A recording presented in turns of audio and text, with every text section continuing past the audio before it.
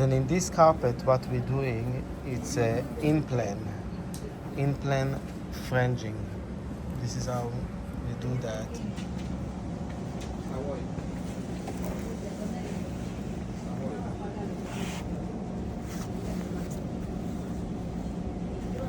We're putting in new foundation, and then we're adding the cotton fringe, and then we're making the knot.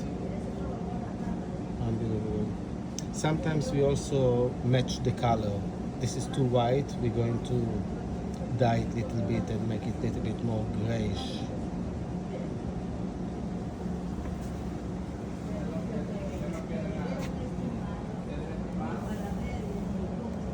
So we put it one by one.